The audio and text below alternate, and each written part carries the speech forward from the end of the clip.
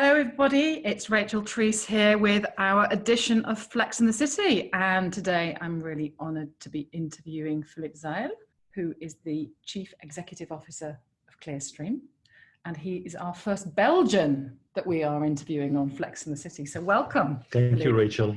You're very welcome. And so as always, we start on Flex in the City by finding out a little bit about you and your story. Flex in the City is all about leadership. So who are you and where do you come from and how did you end up at Clearstream? Rachel, I'm Belgian, as you said. My name is Philippe Seyll. I was born not far away from Luxembourg. I've been in the financial industry for 30 years, always in between the asset management, securities servicing. I'm an engineer by education. And so what kind of engineer, Philippe? I'm actually mechanical and civil engineering and with a master degree in computer technology. So you could have been building bridges.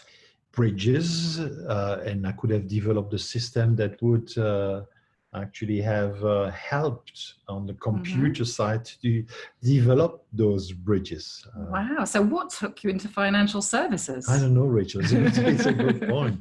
Life is like that, right? So you never know. I think that Forrest Gump says it's like a box of chocolate. When you open it, you never know what you're going to get, right? That's true. And it's very much true for me. But I think that maybe one of the reasons for that, Rachel, is that I started with my career working for Swift. And, you know, Swift is in between the financial or IT world. And I could have decided to go on to continue on the IT side. I decided to move sideways and go to financial institutions. So that's probably where now I ended up at Clearstream. Wow. And how long have you been working at Clearstream? 15 years, Rachel. 15 years? Yes. Wow. And Clearstream, like many organizations, is going through constant transformation, adapting to new technology. So I'd love to know what kind of leadership you personally are adopting in this period of change. I think that's maybe it's a truism if I say that change is a constant, right? So we keep on changing. The world we develop in changes. The way consumers buy or consume products change. It's no different in the financial industry. We, Clearstream, are in what we call B2B business. You know, we don't have, you know, end clients. We don't have the clients of ours are other financial institutions. We are a market infrastructure, a financial intermediary providing services to companies like banks that in turn provide services to end consumers. The habit of those end consumers change, right? And therefore, what is imposed on us by our client keeps on changing and we need to adapt. That's one thing. So it's an ever-changing environment we live in. Next to that, we have this new technology, which we called in the financial services, fintech. So financial technology, RegTech that is coming our way. And we have been seeing it as helpers rather than disturbers, right? They help us to pave the way to help to develop further the business franchise. And we see them as well as a way to make sure that we keep close to adapt to the changes that clients of ours, you know, want, I would say, impose on us or request from us. So we're very much into, we like to be in the ecosystem where we keep what we are there, what we're here for, the trusts as a financial institution or a financial intermediary, and we combine it with the good things that the new technology can bring. And what we try to do is it's a melting pot. We try to brass all this and to come up with, you know, a infrastructure that deliver what it's supposed to deliver, as in very trustworthy organization that is developing, you know, up to scratch, I would say, services. And just to add my point about changing times, as we record today, we are in the middle of coronavirus crisis. So I'm really interested to know, because this is transformation and change happening right here today. If I was to interview people within Clearstream or people who've worked with you previously, what would they say your leadership style is like? I think that I would say that perfectly balanced individual is something that would say that people would say that I hope inspire trust. They would probably have confidence in me. So as a leader, that I care about not only the business, the P&L of the bank. It's important you care when you are a leader about the P&L of the firm. It's all well and good to always look at the bright side of the story, but you need to make sure that the back end side is well taken care of. And I think that I would be they would see me as a very balanced individual, but more importantly as well, they would say that I have a vision. So I'm where to take the business to, and be single-minded as to how to develop it. I think as well that I'm a decision maker. So I like to take decisions, and I'm not shy to take decisions, whether or not they are good or bad. We all take good and bad decisions, but the worst thing for me is a lack of decision. So or procrastination is something that definitely I'm not.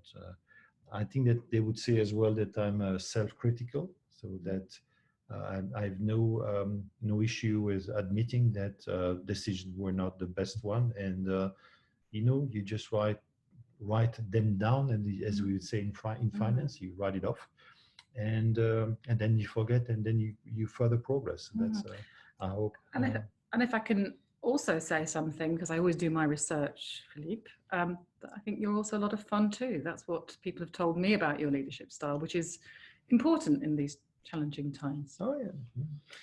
So it is Clearstream's 50th birthday right now, isn't it? So it's exciting times. So I'm curious to know what your vision is for Clearstream in the next 50 years. Throughout those 50 years, we proved that we have a purpose. In the financial industry, we have proven that Clearstream, probably one of the reasons why Clearstream still stands up today, is that no one in the financial industry would deny to Clearstream the fact that what we provide makes sense. And what we do provide is stability, trust, and that trust and stability without stagnation. We've been moving if you look at Clearstream 10 years ago or even 20 years ago, the Clearstream of today is not the same one, but you will see that in 10 years from now and maybe 20 years from now, Clearstream will develop alongside with the market. And not only that, even if we still want to be seen as a trustworthy organization, with a very stable organization, but we want to be seen as well as an organization. We don't want to be as an organization that still move forward. We don't want to be at the forefront for the sake of being at the forefront of the industry, but we want to make sure that we don't stagnate, and we do our utmost, and that's what I do with the leadership team here, to make sure that we grasp what the clients are, expecting us to do, and then we factor that in our development. Absolutely, and money's a very special thing, isn't it? Rachel, it's very much true. What you're saying is that, and if we reflect a bit on ourselves, the way we buy goods have changed in the past. We collectively have definitely changed compared with 20 years ago, right? This is no different in the financial industry. Clients of financial institutions do consume or buy financial products in a totally different manner compared with 20 years ago. So the online shopping exists as well in the financial world, right? So we have developed as well, we have adapted Clearstream to make sure that those who support the financial institutions, which are clients of ours who support those clients and their changes the way that they consume the financial products, we actually factor that in what we developed with Clearstream, and I insist on that, always with this view of money and assets, pension money, investments are very special goods, and you better be very serious when you deal with those goods, as in, they should not disappear from, absolutely, from, one day to another. So, and we definitely are such an organization where trust, stability, and is put at the forefront of the building. And put it that way. And so I'm curious to know, what do you think are the skills that are needed by leaders in this financial services industry in the future? I think that there is one that is always, we like as leaders to always put forward the IQ, the intelligence quotient, right? So I think that what today, especially with the Y and X generation, we definitely have some EQ in the play, right? The leaders, today's leaders and the leaders of tomorrow have to have a good balance of EQ and IQ. And I would not privilege EQ, so emotional intelligence or emotional intelligence versus the pure intelligence or the intellectual. You need both. But I think that charisma or attention or caring, because we are in a people business, right? Absolutely. It's very important, right? So we have machines, we have computers, but we definitely are in the people business. Second is that I do believe that a leader, and that maybe it's a truism, but a leader has to have a vision. You have to have a vision, and you have to have, I think, what I would call a single-mindedness, right?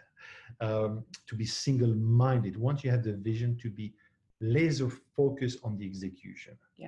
Right. And maybe another one, which is to be humble enough at some point to recognize failure and to stop, not to be those who keep on investing in or beating dead horses, if I can use that expression, because that leads to nothing, right?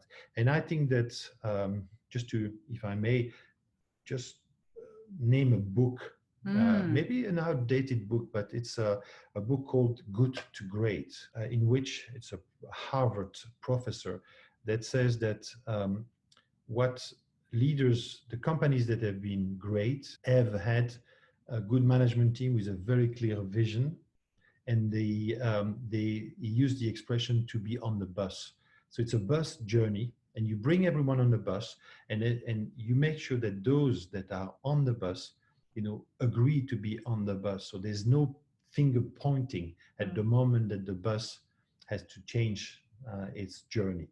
And I think that vision, single-minded attitude as to the execution, no remorse or no hard feeling about failure and restart, if I may say. That's I think that's the way that I would see that leaders. I love that. Today. I really love that. So which leads me on to ask, who is the most inspiring person? Who's inspired you most in your life? Either somebody you've met or... I wish I would have met, but if the person I'm going to name, but I would be dead. I would have been dead for the best part of 500 centuries. So I quite like Thomas More. Okay. Thomas More is the 16th century humanist. At the same time as the same period as Erasmus, right? And he was actually corresponding with Erasmus. And Thomas More is the writer of a book called Utopia. And actually the term utopia came from the book. Is his name? Utopia is about a place that does not exist. So it's the U is the topia is the topos, the place, and U is the privative, so which doesn't exist, right? So, and what I like in that book is that it's a book about humanism. It's a society that's very fair. But what I sometimes don't like in the humanism, if I can call it that way, is that it's so fair that it's not something that you can actually live from or that you can actually put together. So I think that in the Thomas More book, he has tried to depict a society where the human being is at the center of the society, but at the same time has a utility, a purpose, and there's some communion of, and I come back to my strategy and the bus analogy. In the Thomas More book and in the vision of that humanist, that you have people on the bus, and as long as people are very happy to be on the bus is actually driving a nice journey. And I hope that in what I've built in Clearstream, for example, is that kind of company, is that there's no finger pointing when there's something that goes wrong, because the decisions were taken collectively, jointly, and the vision and the execution of the vision was actually agreed upon all the individuals, and everyone should actually push in the same direction. That's what I like about the inspiring nature of the book of Thomas More and Thomas More itself. So you've almost answered my next question, which would be, what is the culture? If you were to describe the culture of Clearstream in 2 or 3 words, what would you say? First, laser focus on making sure that what we deliver is client focus. Clients vote with their feet. We don't have any clients that are obliged to work with us, right? So, which means that, and you have companies which have that privilege, that have clients being forced, right, for different reasons. Course, here, clients decide to stay and they pay the rent. So at least they pay the invoice, so they invoice them and they pay. So, which means that we have to be, put them in front of the strategy.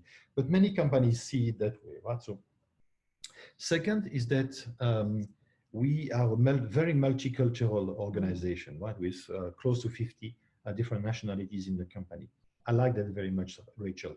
For one reason is that I'm Belgian, as I said to start with. I wouldn't like to work with Belgians only, because the decisions that we would take would be Belgians type decisions, right? So here, being confronted with in a multicultural, or working in a multicultural organization, forces you to take others' opinions into consideration when taking decisions. And very, very often, it's decisions that are taken by many different people with different views. So it's diversity of thinking. And diversity of thinking is definitely, it's a welcoming company. I think that people who have onboarded, who we have onboarded, are kind of happy. We have a rather stable workforce it's very collaborative organization. We don't work in silo in the firm, right? And we very open-minded in the firm, due to the sheer nature of the different nationalities that we have in the firm. And I think that's I've seen that the organization has been very collaborative. If you put the whole of the people into a decanter, what you would have in the end would be a very collaborative spirit within the firm. Brilliant. So that leads me on to my final set of questions, Philippe, which is going back to your, and I told you I did my research. So I know that you do triathlons. Is that correct? Oh, I don't know who told you that. So Rachel, yeah, but Rachel, yes, but I have to be very, very honest here, right? I do it very, very modestly, right? So I do run triathlons from time to time, couple of, well, maybe 4 or 5 a year, right? I do Olympic distance, right? Triathlons. But the reason why I think that's, thank you for having asked that question. But what I like in this sport is that many sports is about practicing sport is about this being disciplined, right? But triathlon has got an additional complexity, is that you have to be disciplined in 3 disciplines, right? And is as well as triathlon takes time, right? We are all busy. We all, for good reasons, very busy. And what I think that I get in the training of triathlon is the planning attitude. You have to plan. If you don't plan, you're gonna be, if you don't plan enough, you don't train enough. If you don't train enough, when you are or say 2 hours on the bicycle, then you feel the pain. And you say, so if I already feel the pain now, I'm going to feel the pain when I get off my bicycle and start running. So, and you have a long run in front of you. And I think it's the same in companies. You know, if you don't plan, you feel the pain at some point. The second thing I like about the triathlon training and practicing is the resilience that it gives, right? You become resilient, right? So, and in companies, it's the same. It's all about, you know, resilience, you know, being, as I already used, I think 3 or 4 times in this conversation, the single-mindedness. I think is very, very important to. I think in my view to be very laser focused and on your objective. So financial services can learn a lot from planning and resilience in the world of triathlon. And you also have another equally healthy hobby, I believe, which is wine. So I have to ask you, my husband's also a big fan of wine, and he would hate it if I didn't ask you this question. If you had one bottle to drink, which would that bottle be? Let me think. Well, I won't think too long. I think it's going to be Romanée Conti, La Tâche. Okay. So Pinot Noir. Pinot Noir. Rachel, you know it well. So Pinot Noir. Maybe one reason for that as well is that I don't think that they cheat in Burgundy. I'm not implying that they cheat. They cheat in other regions, but they can't cheat in Burgundy, because Pinot Noir is the only grape that they actually can use, and they can't do any assemblage of other grapes than Pinot Noir. So that's why I like, and La Tâche, of course. I've never had a drop of La Tâche, but I hope that at some point I will. So there's something very pure, isn't there? About it is. It's yeah, indeed. And it's honest. Pure. It's pure honest. It's like, if it's not, you know, you can't change it. You get the grapes. Of course, you do whatever you have to do with the grapes. But you know, bad year is a bad year is a bad year. You can't actually take a wine. Some regions take even wines from the previous year and so on.